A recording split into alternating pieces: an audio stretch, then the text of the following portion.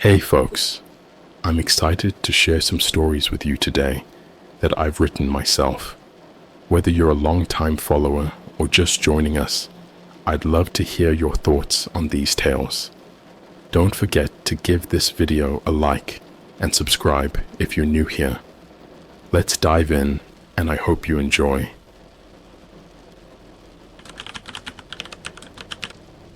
I'm a dark web hitman. My next quest is to kill Mickey Mouse. I never thought I'd find myself in this situation, but here I am, staring at the flickering screen of my laptop, a new contract staring back at me. The title alone was enough to make me question my sanity. Eliminate Mickey Mouse. But this wasn't some joke or weird roleplay. This was serious. Dead serious. My line of work isn't exactly conventional. I operate in the darkest corners of the web, where anonymity is king and morality is an afterthought.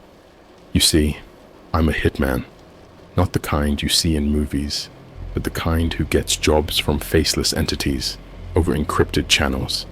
I've done it all, from petty revenge kills to high-stakes assassinations. But this was different. It started a few months ago when rumors began circulating on the dark web about kids going missing from Disneyland. At first, it sounded like another urban legend. I mean, kids get lost in crowded places all the time, right? But as the stories grew more frequent and the details more gruesome, it became clear that something sinister was happening. The first time I heard about it was in a hidden forum I frequented. Someone posted about their niece disappearing during a family trip to Disneyland. The thread exploded with comments from other users claiming similar experiences. Kids vanishing without a trace. No ransom demands.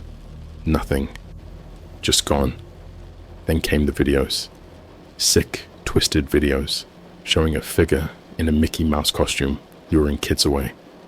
The footage was grainy, but you could see the fear in the children's eyes. What followed was even worse. These kids were taken to a hidden room, a red room, as we call it, in the dark web community, where they were subjected to unspeakable horrors. And the worst part, people were paying to watch it live. I couldn't believe what I was seeing. This was beyond anything I'd ever encountered. The post suggested that the person behind the Mickey Mouse mask was a former Disneyland employee gone rogue. It made sense in a twisted way. Who else would know the park so well? That's when the contract landed in my inbox.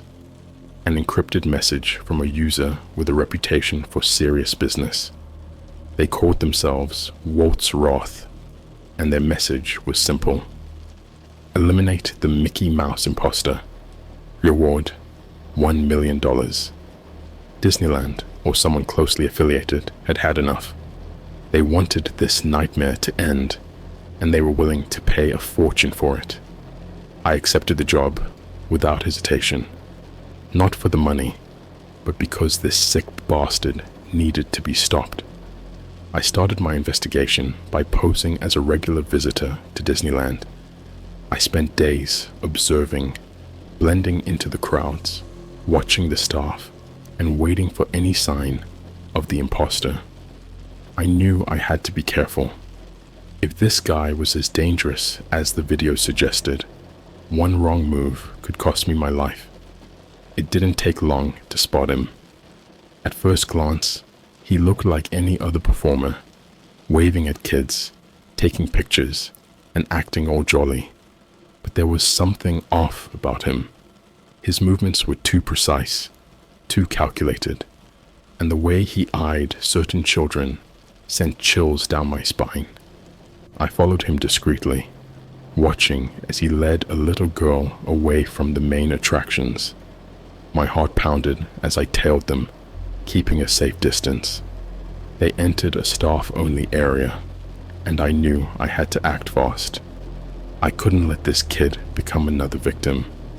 I slipped in behind them, my hand on the knife tucked into my jacket. The corridors were narrow and dimly lit, adding to the tension. I could hear the girl's soft sobs and the sickening sound of the imposter's voice, promising her everything would be all right.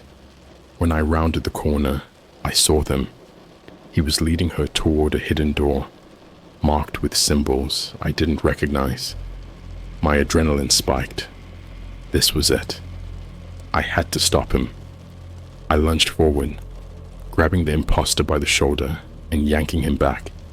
The girl screamed and ran, her footsteps echoing down the hall.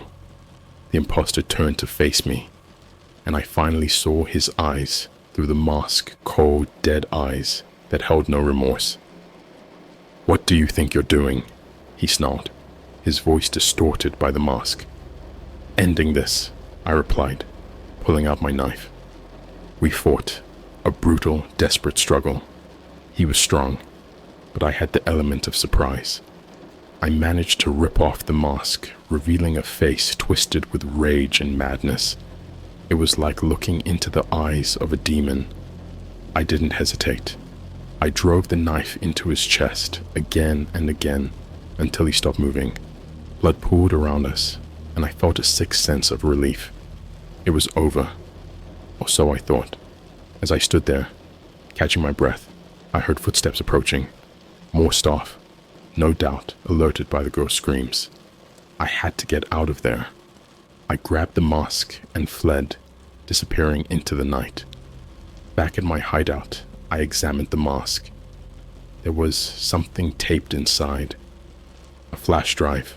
I plugged it into my laptop, and my blood ran cold at what I found. Detailed plans, dates, and names of other children targeted. This wasn't the work of one man. It was an organized operation. And now, I was in deeper than ever. Killing the imposter was just the beginning.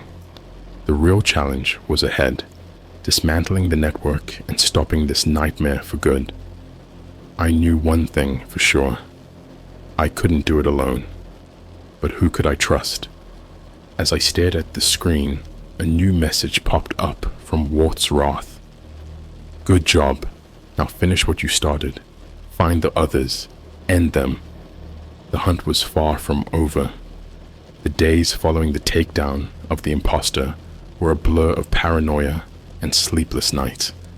I knew I'd stirred up a hornet's nest, and it was only a matter of time before the rest of the network came after me. But I couldn't back down now. Too many lives were at stake. The flash drive I found in the mask was a treasure trove of information. It detailed the abductions, the people involved, and, most importantly, hinted at the existence of a hidden server where the Red Room streams were hosted. This was my next target. If I could find and destroy that server, I could cripple their operation.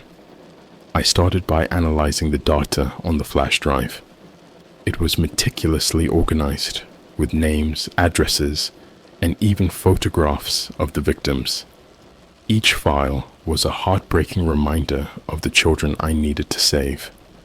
But there were also logs of transactions, chat logs, and IP addresses, breadcrumbs that could lead me to the heart of this sick enterprise. My first breakthrough came from one of the chat logs. It mentioned a location, an abandoned warehouse on the outskirts of town. This was my lead. I had to find out if it was still in use and what role it played in the kidnappings. I approached the warehouse under cover of night, armed and ready for whatever I might find. The place was derelict, with boarded-up windows and graffiti-covered walls, but there were signs of recent activity: fresh tire tracks, a broken padlock, and faint light seeping through a crack in the door. I slipped inside, moving silently through the shadows. The interior was just as run down as the exterior, but I could hear voices coming from deeper within. I followed the sound, my heart pounding in my chest. The voices led me to a small room, dimly lit by a single bulb hanging from the ceiling. Inside, a group of men huddled around a table covered in maps and documents.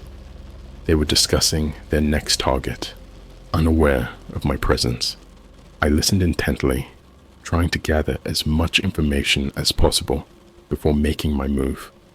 Suddenly, one of the men mentioned the server, a hidden facility in the basement of an old hotel downtown. This was it. This was what I needed. But I couldn't take them all out at once. I had to be smart about this. I waited until they dispersed, leaving only one man behind to guard the room. He was easy to take down, a quick strike to the head rendering him unconscious. I tied him up and searched the room, pocketing any useful documents before making my escape. The hotel was my next destination. It was a decrepit building, long abandoned and forgotten by the city. I scouted it out during the day, noting the security measures and potential entry points. The place was heavily guarded, but I had a plan. I returned at night, using the cover of darkness to slip past the guards. The lobby was a maze of broken furniture and debris, but I navigated it with ease, making my way to the basement. The air grew colder and more oppressive as I descended, a palpable sense of dread settling over me. The basement was a sprawling complex of rooms and corridors, but I followed the sound of humming machinery to the server room. It was heavily fortified, with reinforced doors and surveillance cameras. I took out the cameras first, then used a lockpick to gain entry. Inside, the server hummed ominously, a monolith of blinking lights and tangled wires. I quickly set to work, planting a virus that would destroy the system from the inside. As I worked, I couldn't shake the feeling of being watched. My instincts screamed at me to hurry, but I knew I had to be thorough. Just as I finished, the door burst open and armed guards flooded the room. I was caught off guard, but my training kicked in. I fought back fiercely, using the server as cover. The virus was already doing its job, and the lights on the server began to flicker and die. I managed to take out the guards, but not without injury. A bullet grazed my arm, and I could feel the blood seeping through my shirt. I had to get out of there, fast. I grabbed a flash drive from the server, a backup of their records, and made my escape, barely avoiding the reinforcements that arrived moments later. Back in my hideout, I patched myself up and began sifting through the new data. The server was down, but the fight wasn't over. The flash drive contained more names, more locations, and chilling evidence of the network's reach. They had contacts in law enforcement, government, and even the media. This was bigger than I had ever imagined. A new message from Walt's Wrath awaited me. Good work. You've crippled them, but they're not done yet. We need to cut off the head. Find the leader. End this. I knew this was my final task. I had to find the mastermind behind this operation and put an end to it once and for all. The flash drive held the key, a name that kept appearing in the logs, the Puppet Master. It was time to go deeper into the rabbit hole, to face the true evil lurking in the shadows. This wasn't just a job anymore. It was a mission, and I wouldn't stop until every last one of them was brought to justice. The name, the Puppet Master, echoed in my mind as I delved deeper into the contents of the flash drive. The data pointed to a man named Victor Wallace, a well-connected businessman with a seemingly spotless public persona. But behind the facade, he was the orchestrator of this nightmare, pulling the strings and ensuring the operation ran smoothly. Victor Wallace owned a chain of luxury hotels and had connections in high places, which explained how he managed to keep his activities under wraps. His latest venture, a newly opened hotel in downtown Los Angeles, seemed to be his current base of operations. This was where I would find him. I spent days planning my approach, studying the hotel's layout and monitoring its security. The place was a fortress with armed guards and state-of-the-art surveillance. I couldn't just waltz in and take him out. I needed a strategy, something that would allow me to get close without raising suspicion. Disguised as a maintenance worker, I infiltrated the hotel, carrying a toolbox filled with the tools of my trade. The disguise allowed me to move freely, accessing restricted areas under the guise of repairs. I made my way to the top floor, where Wallace's penthouse suite was located. The closer I got, the more my anxiety grew. This was it, the final confrontation. I reached the top floor and found a secluded spot to wait for nightfall. As the hours ticked by, the hotel gradually quieted and the guards' shifts changed. It was now or never. I made my move, slipping into the service corridor that led to Wallace's suite. The door was guarded by 2 men, but I had come prepared. A small, silent dart gun took them out without a sound. I dragged their bodies out of sight and approached the door. Picking the lock was surprisingly easy. It seemed Wallace's overconfidence had led him to overlook basic security. Inside, the suite was lavish, a stark contrast to the horrors orchestrated within its walls. I moved cautiously, aware that Wallace could have more guards or security measures in place. I reached his office, where the glow of a computer screen illuminated the room. Victor Wallace sat at his desk, engrossed in whatever vile business he was conducting. He didn't even notice me as I crept closer. The sight of him, this man who had caused so much pain and suffering, filled me with a cold rage. But I had to be smart. One wrong move, and I'd lose my chance. I approached silently, the knife in my hand ready. Just as I was about to strike, Wallace's phone rang. He answered it, and I froze listening. "What do you mean the server's down? How the hell did that happen?" His voice was laced with anger and panic. "Find out who did it and fix it. We can't afford any more screw-ups." I took advantage of his distraction, moving swiftly to cover his mouth and pressed the knife to his throat. His eyes widened in terror as he realized what was happening. "Don't scream," I whispered. "If you want to live, you'll tell me everything." He nodded frantically, fear overriding his arrogance. I released my grip slightly, allowing him to speak. "Who are you?" he stammered. "I'm the one who's going to end this," I replied. "Now start talking. How deep does this go?" Wallace spilled everything, his fear loosening his tongue. He detailed the operation, naming high-profile individuals involved and the extent of their influence. It was worse than I had imagined, a sprawling network with tentacles reaching into every corner of society. As he talked, I recorded everything, knowing this evidence would be crucial in bringing them all down. But Wallace wasn't done yet. He had one final piece of information, something that made my blood run cold. "There's another facility," he said, his voice trembling. "A hidden compound where they keep the children before the broadcasts. It's heavily guarded, almost impossible to penetrate." "Where is it?" I demanded. He gave me the location, a remote area in the desert, far from prying eyes. This was where the real horror was happening, and it was up to me to stop it. Just as I was about to finish the job, the door burst open. More guards. Wallace must have triggered a silent alarm. I had no choice but to fight my way out. leaving him alive but severely injured. I needed to regroup and plan my next move.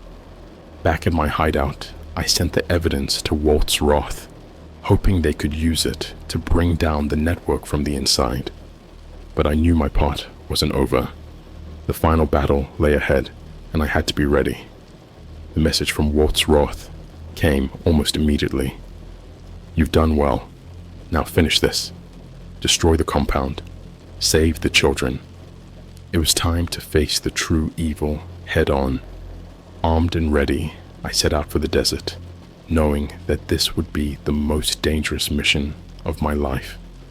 But I couldn't back down now. Too many lives depended on it. The desert stretched out before me, an expanse of desolation and heat that seemed to go on forever. The coordinates Wallace had given me pointed to a remote area, far from any signs of civilization. It was the perfect place for a hidden compound, out of sight, out of mind. I drove through the night, the weight of my mission pressing down on me. I couldn't shake the images of those children, their terrified faces haunting my every thought. This was my chance to save them, to put an end to the nightmare once and for all. I had to succeed. As dawn broke, I reached the perimeter of the compound. It was a fortress, surrounded by high walls and patrolled by armed guards. From my vantage point, I could see surveillance cameras and watchtowers. They had spared no expense in securing this place. I knew it would be nearly impossible to get in undetected, but I had no choice. I parked my car a safe distance away and approached on foot, using the terrain to my advantage. The heat was oppressive, but I pushed through, my determination unwavering. I reached the outer wall and found a blind spot between two cameras, using a grappling hook to scale the barrier. Inside, the compound was a maze of buildings and pathways. I moved cautiously, avoiding patrols and sticking to the shadows. My first priority was to locate the children. According to Wallace, they were kept in a central building, heavily guarded and monitored at all times. I made my way there, my heart pounding in my chest. The building was a nondescript structure, blending in with the rest of the compound, but I could hear faint cries coming from inside, and I knew I was in the right place. I needed a distraction to draw the guards away, and I found it in the form of a generator near the back of the building. I rigged a small explosive device to the generator, setting it to go off in 5 minutes. As the timer counted down, I took up a position near the entrance, waiting for the chaos to ensue. When the explosion finally rocked the compound, the guards rushed to investigate, leaving the entrance unguarded. I slipped inside, moving quickly and silently. The cries grew louder, guiding me to a locked door at the end of a long hallway. I picked the lock with trembling hands, my mind racing with thoughts of what I might find on the other side. The door swung open to reveal a large room filled with cages, and inside them, the missing children. Their faces were pale and gaunt, their eyes wide with fear and confusion. Some of them were too weak to even stand. The sight of them broke my heart, but I couldn't afford to be emotional. I had to get them out. I quickly unlocked the cages, urging the children to follow me. Some were too traumatized to move, but most of them clung to me, desperate for escape.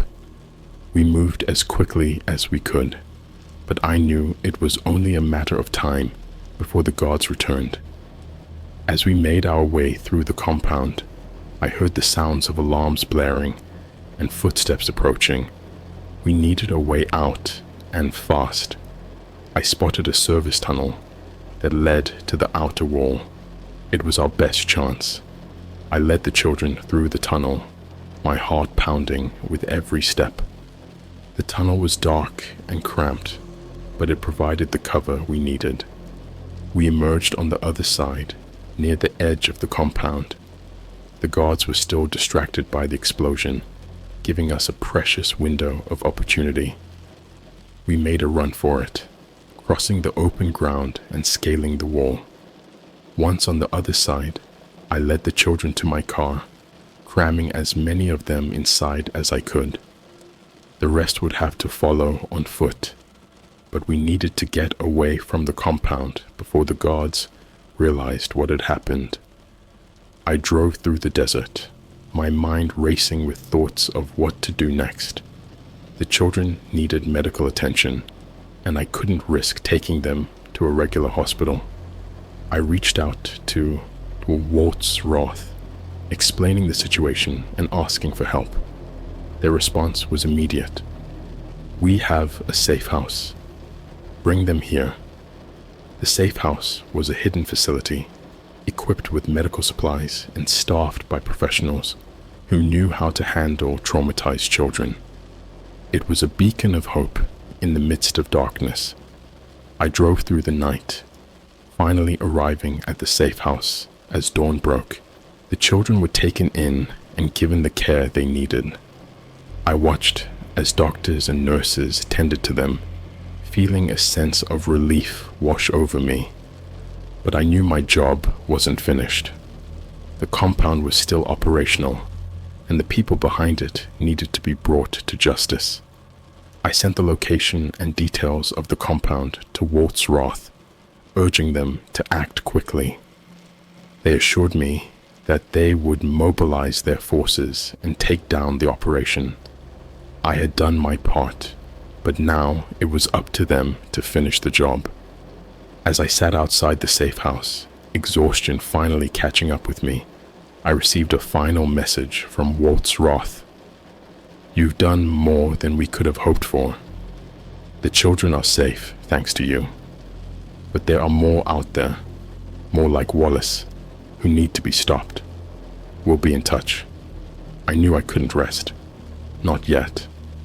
The fight was far from over, and I was prepared to see it through to the end.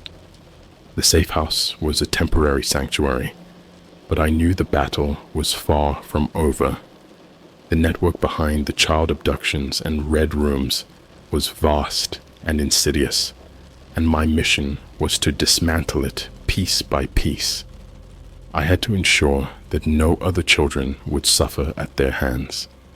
Days turned into weeks as I worked closely with Waltz Roth, sharing information and planning our next moves. The takedown of the desert compound had sent shockwaves through the organization, and they were scrambling to cover their tracks. But we had the upper hand, the element of surprise, and the drive to see justice served. One name kept surfacing during our investigations: Marcus King. He was a high-ranking member of the network, known for his brutality and cunning. King was the linchpin, the one who kept the entire operation running smoothly. If we could take him down, the rest would crumble. King was elusive, constantly on the move, and surrounded by a small army of loyalists. Tracking him down required patience and precision. We intercepted communications, hacked into their systems, and slowly pieced together his movements. Finally, we had a meeting he was scheduled to attend in a secluded mansion on the outskirts of the city. The mansion was heavily guarded, with security measures rivaling those of the compound. We couldn't afford to make any mistakes. Waltz Roth assembled a team of their best operatives, and I joined them, ready to finish what I had started. We approached the mansion under the cover of darkness, using the surrounding forest for concealment. The plan was simple but risky: infiltrate the mansion, neutralize the guards, and capture Marcus King alive. We needed him to provide information that would lead to the complete dismantling of the network. The first wave of guards was taken out swiftly and silently. We moved through the grounds like shadows, leaving no trace of our presence. Inside the mansion, the air was thick with tension. We split into teams, each assigned to different objectives. My team was tasked with locating and capturing King. We navigated the labyrinthine corridors, taking down any guards who crossed our path. The mansion was a fortress, but we were determined. We finally reached the room where King was supposed to be, and my heart pounded as we prepared to breach the door. The door burst open, and we stormed in, weapons drawn. Marcus King stood at the far end of the room, a look of shock and fury on his face. He reached for a gun, but we were faster. One of our operatives disarmed him, and I moved forward, pinning him to the ground. "Don't move," I hissed, pressing the barrel of my gun to his temple. "It's over," King sneered, his eyes filled with hatred. "You think this ends with me? You're fools. There are more of us, more than you can ever imagine." "We'll see about that," I replied, tightening my grip. "You're going to tell us everything." We secured King and extracted him from the mansion, handing him over to Walt's Wrath for interrogation. The information he provided was invaluable, leading to a series of coordinated raids that took down key members of the network. One by one, the pillars of their operation crumbled, and the dark web began to shine a light on its darkest corners. Months passed, and the network was all but destroyed. The children who had been rescued were slowly starting to heal, thanks to the efforts of countless dedicated individuals.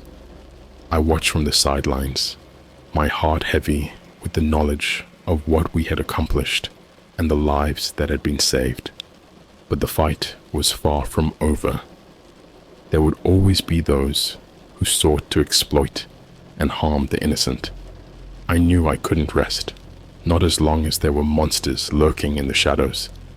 The dark web was a vast and dangerous place, and my work was never done. One night, as I sat in my hideout, a new message popped up on my screen. It was from Walt's Wrath. "Thank you for your service. We couldn't have done it without you. But there's more work to be done. Are you ready?" I took a deep breath, my resolve strengthening.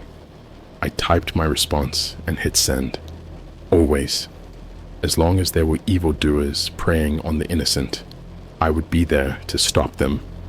I was a hitman, yes, but I had found a new purpose: to protect, to serve, and to bring justice to those who thought they were untouchable. The hunt continued, and I was ready for whatever came next.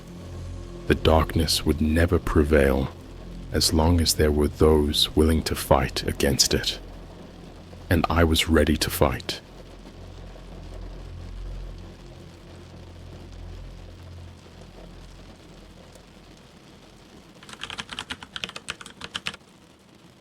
I'm a dark web scientist. NASA hired me to investigate the Minion Island. I've seen some messed up stuff in my life. Being a scientist who dabbles in the dark web, you come across things that would make the average person lose their mind. I've been hired for weird jobs, but when NASA came knocking, I thought it was a joke. Turns out, it wasn't.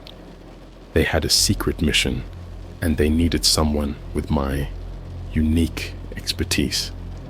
They briefed me in a small windowless room. The suits were tense, glancing at each other like they were holding back the apocalypse. They laid out a map and pointed to an island in the middle of the Pacific Ocean. Minion Island, they called it, a name that sounded innocent enough but carried a sinister backstory. They showed me satellite images, but they were all blurred out, like something didn't want to be seen. "What's the deal?" I asked, trying to sound casual, but my stomach was in knots. The lead suit, a guy named Dr. Morris, finally spoke up. "There's something on that island. Something not of this world. We've lost contact with previous teams sent there. You're our last resort. I won't lie. The pay was astronomical, but it wasn't the money that made me say yes. It was the thrill, the curiosity, and maybe a bit of arrogance. I thought I'd seen it all. I was wrong. The journey to Minion Island was uneventful, but the air got heavier as we approached. The helicopter pilot was stone-faced, and I could see the fear in his eyes. "Good luck," he muttered as I jumped out, gear in hand. The moment my boots hit the ground, I felt it. A palpable sense of dread, like the island was alive, and it didn't want me there. I set up camp near the shore, the waves crashing loudly, almost like a warning. I spent the first day collecting samples, but everything was off. The plants, the soil, even the air felt wrong. The island was silent. No birds, no insects, just an eerie quiet that gnawed at my nerves. Night fell, and that's when the real horror began. I was sitting by my tent, reviewing my notes, when I heard it. A low, guttural growl, not far off. My first thought was a wild animal, but this was different. It sounded intelligent. I grabbed my flashlight and cautiously made my way toward the sound. The beam of light cut through the darkness, revealing twisted trees and shadows that seemed to move on their own. Then I saw it. A figure, hunched and grotesque, its skin pale and eyes glowing with an unnatural light. It stared at me, and I felt a cold sweat break out all over my body. I wanted to run, but my feet were glued to the spot. The creature moved closer, its movements jerky and unnatural. It opened its mouth, and a voice, garbled and distorted, echoed in my mind. "Leave this place." I stumbled back, nearly dropping the flashlight. My heart pounded as I turned and ran back to camp, not daring to look back. I spent the rest of the night huddled in my tent, listening to the whispers that seemed to come from all around. Sleep was impossible, my mind racing with what I had seen. The next morning, I found strange symbols carved into the trees around my camp, symbols that weren't there before. Someone or something was watching me. I tried to radio for help, but the signal was dead. I was on my own. As I ventured further inland, the sense of being watched grew stronger. I found remnants of previous expeditions, abandoned campsites, and broken equipment, but no bodies. It was like they had vanished into thin air. On the third day, I found the source of the island's name, a clearing with crude stone statues, grotesque figures with twisted features.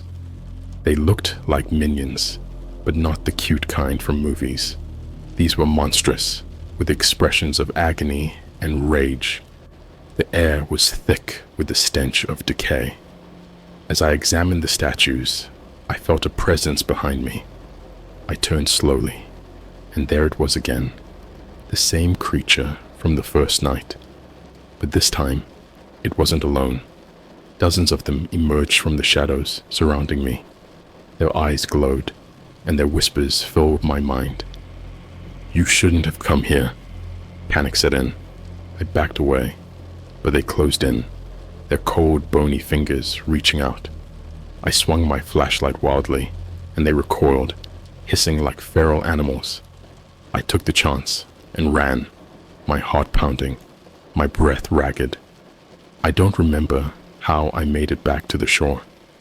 The sun was setting, and the helicopter was nowhere in sight. I was trapped. The creatures didn't follow me out of the forest, but I could feel their eyes on me, always watching, always waiting. I spent the night by the water, too scared to sleep, my mind replaying the horrors I had seen. The island was alive, and it was hungry. I knew I had to find a way off before it consumed me too. Morning came, and I was still alive. Barely. The creatures hadn't attacked again, but I knew I couldn't stay on the shore forever. I needed a plan. I decided to head back into the forest, as crazy as it sounded. There had to be answers there. Something to explain what was happening on this cursed island. I packed my gear and set off, the silence pressing down on me.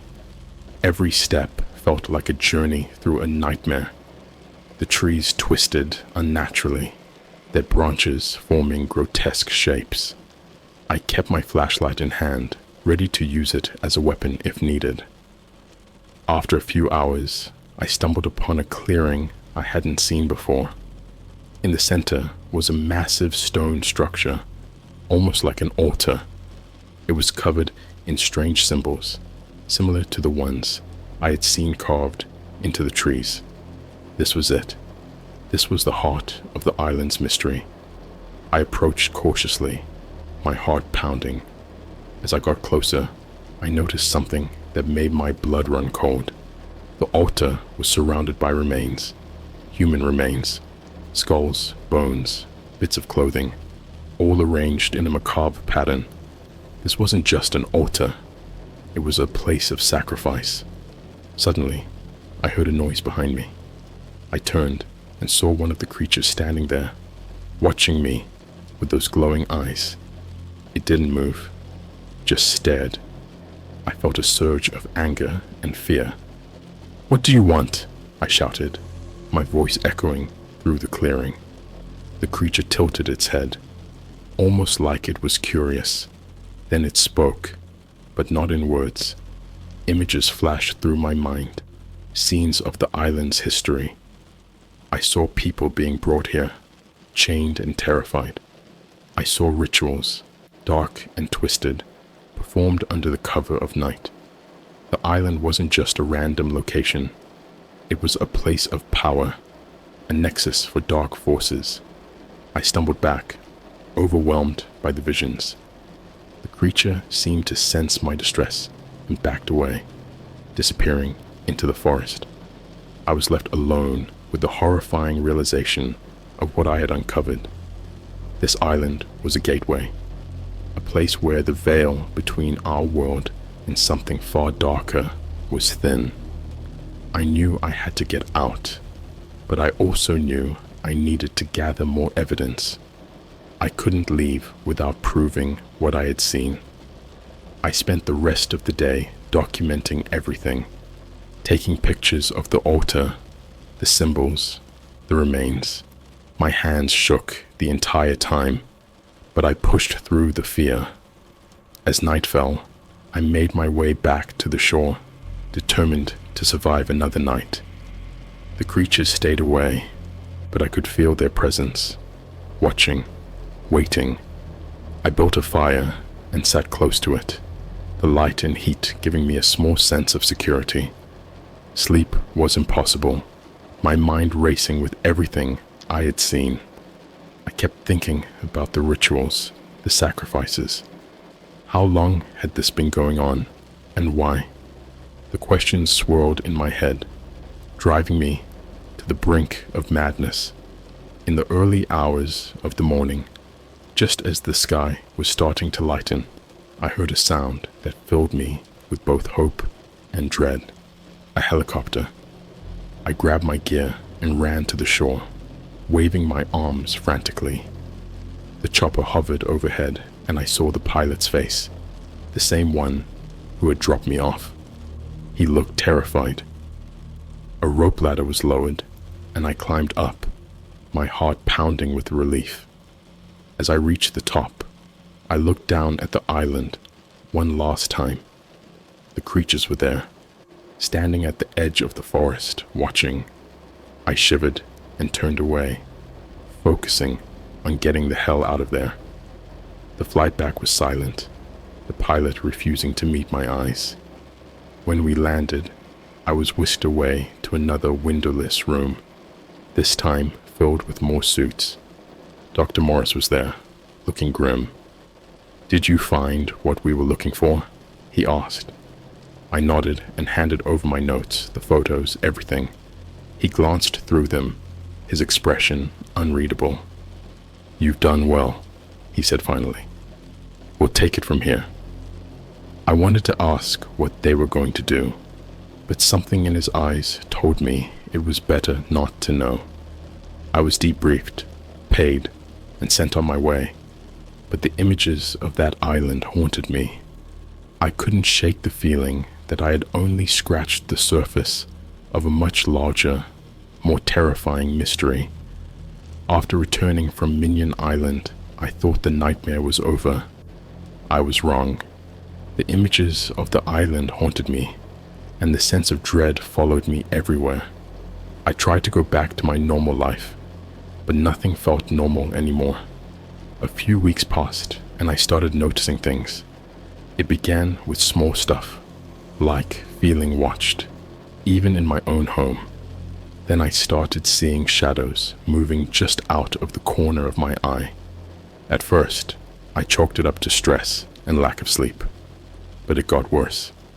One night, I woke up to the sound of whispering. My heart pounded as I sat up in bed, straining to hear. The whispers were faint, like they were coming from inside the walls. I grabbed my flashlight and swept the beam across the room, but there was nothing there. Still, I couldn't shake the feeling that something was watching me. The next day, I found strange symbols scratched into my front door. The same symbols I'd seen on the island. Panic set in. I called Dr. Morris, but all I got was a cold, automated response telling me to leave a message. I left several, each one more frantic than the last, but I never heard back. I decided to take matters into my own hands. I researched the symbols, trying to find any information about them. What I found chilled me to the bone.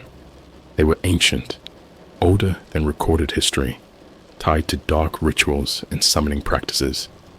The more I read, the more I realized that whatever was on Minion Island had followed me back. That night, the whispering returned, louder this time.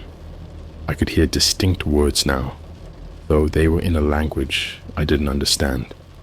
I felt a cold hand brush against my arm, and I jumped out of bed, heart racing. I knew I couldn't stay in my house any longer. I packed a bag and left, checking into a cheap motel on the outskirts of town. I thought maybe if I left, the presence would stay behind, but I was wrong. The whispering followed me, growing more insistent. Shadows moved in the corners of the room, and I started seeing the creatures from the island in my dreams, their glowing eyes staring into my soul. Desperate, I reached out to some old contacts from my dark web days. I found a guy who claimed to know about these kinds of things, an occult specialist named Victor.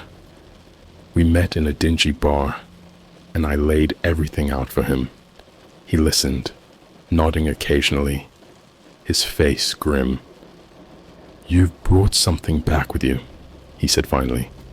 "Something ancient and very dangerous. The island is a place of power, a gateway, and now it's latched onto you." I felt a cold knot of fear in my stomach. "What can I do?" I asked, my voice barely above a whisper. Victor sighed. "There's no easy answer. You need to sever the connection, and that's going to be risky. You have to confront whatever it is head on. It's the only way to break the hold." He gave me a list of supplies and instructions for a ritual.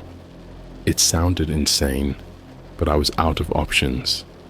That night, I gathered everything and set up in the motel room, drawing the symbols on the floor with chalk, lighting candles, and reciting the incantations Victor had given me. As I finished, the room grew cold, and the candles flickered. The whispering grew louder, filling my head. I felt a presence behind me, and I turned to see one of the creatures from the island, its eyes glowing with malevolent intelligence. "You should not have come back," it hissed. its voice like nails on a chalkboard. I stood my ground, heart pounding. "I want you to leave," I said, trying to keep my voice steady. "You're not welcome here." The creature laughed, a sound that chilled me to the bone. "You think you can command us? We are bound to you now. There is no escape." Fear surged through me, but I forced myself to stay calm. I continued the ritual, chanting the words Victor had given me. The creature screamed, a high-pitched wail that made my ears bleed. The room shook, and the shadows writhed around me. Then, as suddenly as it had started, it was over. The creature vanished, and the room returned to normal. I collapsed on the floor, exhausted but relieved. I didn't know if it was truly over, but for the first time in weeks, I felt a glimmer of hope. The ritual seemed to work. For the first time in weeks, I slept through the night without hearing whispers or seeing shadows. I felt like a huge weight had been lifted off my shoulders, but the relief was short-lived. The next morning, I woke up to find more of those strange symbols, this time scratched into the walls of the motel room. Panic set in again. I thought the ritual had worked, but it was clear the presence hadn't left. It had only gotten more aggressive. I called Victor, my voice shaking. "It didn't work. They're still here." Victor was silent for a moment. "That's not good. If the initial ritual didn't work, it means their hold on you is stronger than I thought. We need to try something more drastic." He told me about another ritual, more complex and dangerous. It required me to return to the island. The idea of going back filled me with dread, but I was desperate. I couldn't keep living like this, constantly haunted by these entities. I booked a flight and chartered a boat to take me back to Minion Island. The trip was a blur of anxiety and fear. The pilot of the boat was a grizzled old man who didn't ask questions, but I could see the concern in his eyes as we approached the island. "I'll be back in 24 hours, he said as I climbed out. "Be ready." I nodded, my stomach in knots.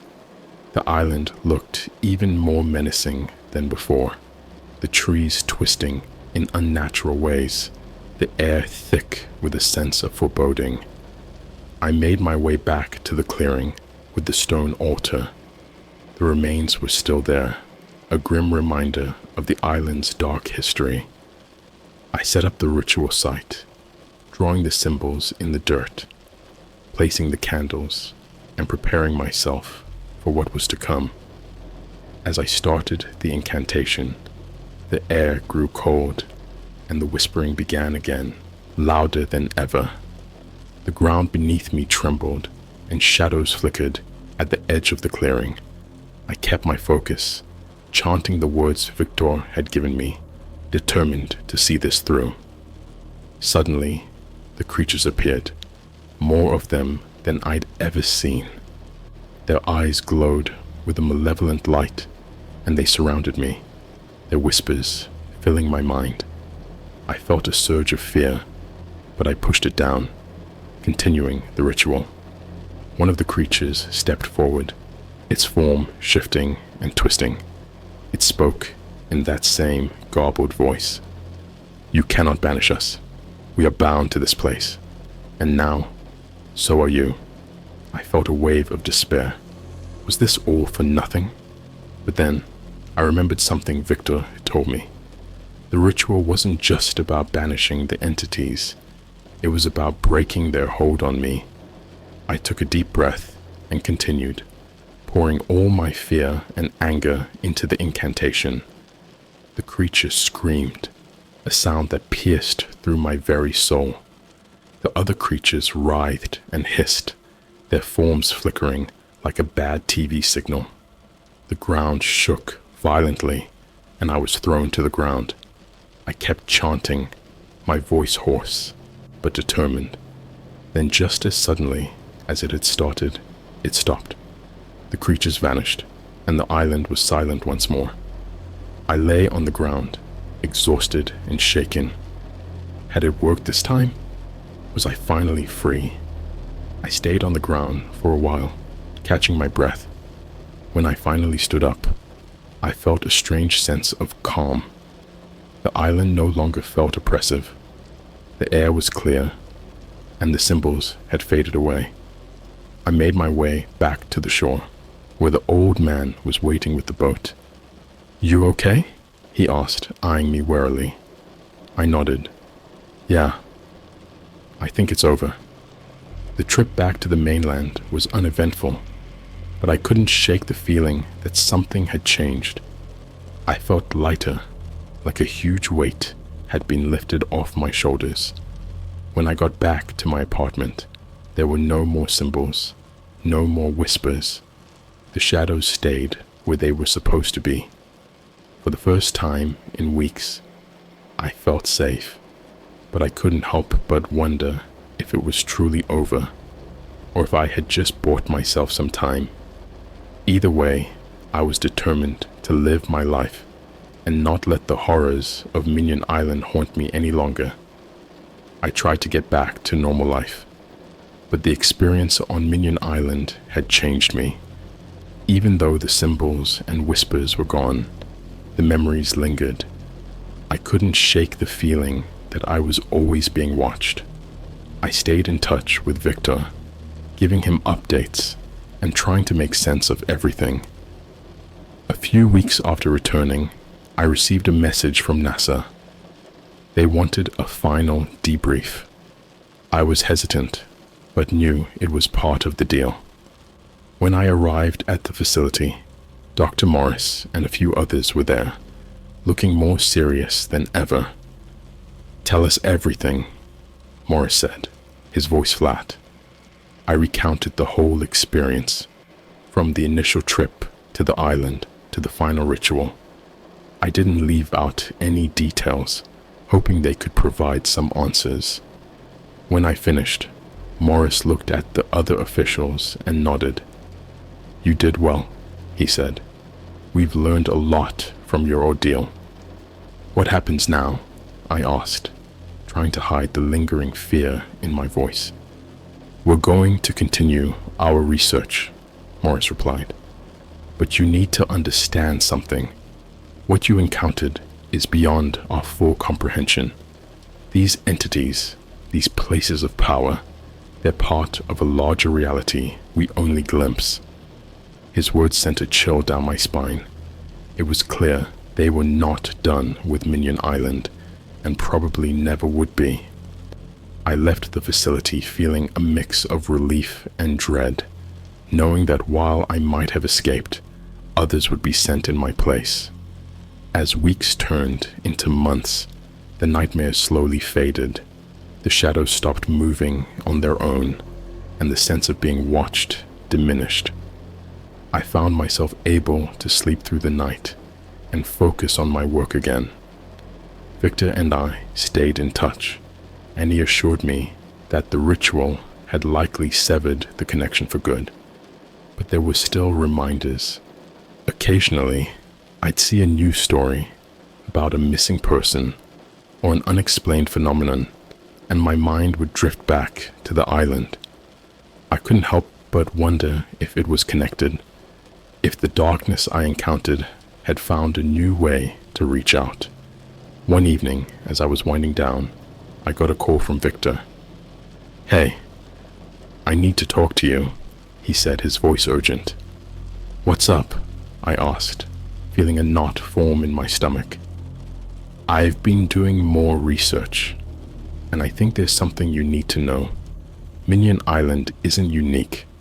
There are other places like it, scattered around the world, gateways, if you will. And I think whatever's behind them is becoming more active."